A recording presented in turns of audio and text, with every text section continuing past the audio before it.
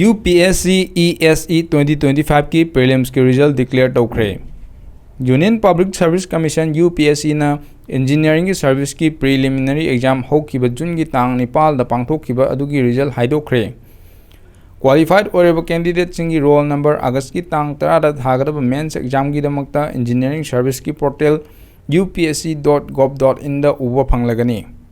Candidate सिंगना official सिंगी exam rule निखिने येंगदुना नोटिस सिंग UPSC की वेबसाइट की येंगदुना एडमिट कार्ड हफ्ता अमगी ममांगदा डाउनलोड तौगदबनी।